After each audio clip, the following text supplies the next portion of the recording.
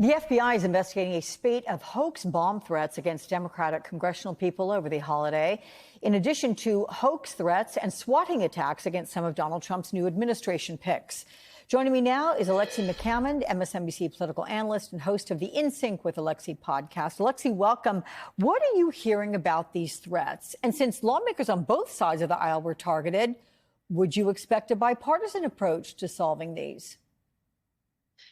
Yeah, it's really unfortunate. I think back to the number of surveys we saw before the election that said majorities of Americans expected some sort of violence after the election, no matter the result.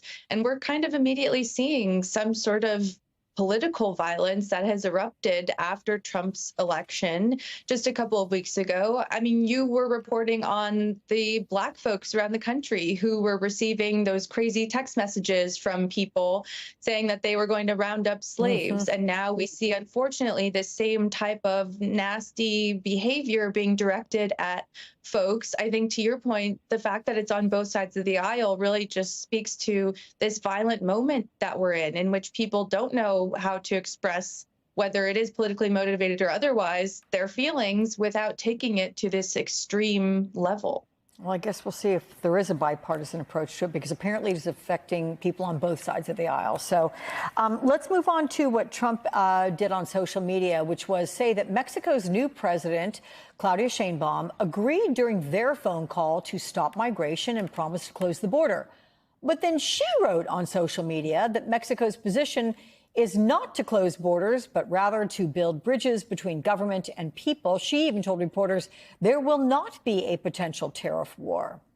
How do you interpret her framing of their talks? And then how do you expect Donald Trump to react? Because it would seem as if they didn't, come to an agreement. They seem to have polar opposite interpretations of what they discussed. Yeah, and with an issue as big as immigration, you don't want to leave it up to a he said, she said situation, which is sort of what we find ourselves in.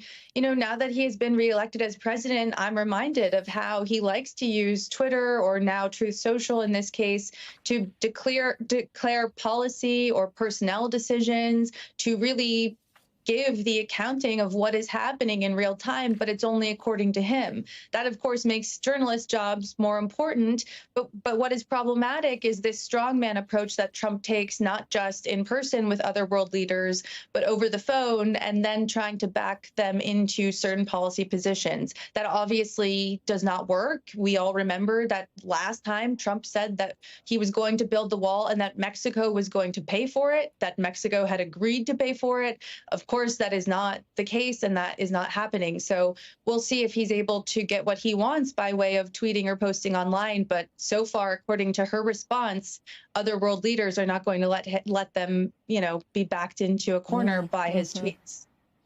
You mentioned journalists, so we know that Trump is targeting the media again, demanding an apology, this time from the New York Times, for writing stories about him. While White House reporters, they are bracing for his return and they're resolved to tackle whatever comes their way. Vanity Fair quotes Peter Baker saying, "If Trump kicks us out of the White House briefing room, we'll still cover from the outside." I'm curious what your colleagues are telling you about all this. Yeah, I mean, folks are certainly used to the chaotic nature of a Trump presidency and being used to covering Friday night news dumps and having their weekends upended by Trump announcing these last-minute decisions. But I think what is alarming to most journalists and folks that I talk to this time around is that Trump basically feels emboldened to do what it is that he wants to punish journalists or Comcast or entire cable news networks because he either disagrees with the coverage or because reporters are reporting on leaked information from folks around him.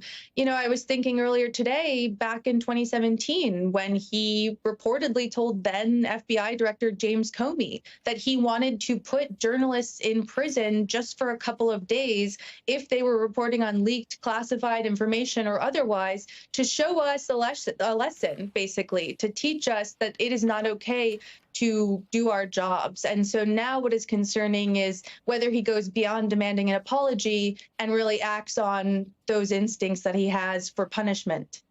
We'll be watching to see. That is for sure. Alexi McCammond, thank you so much.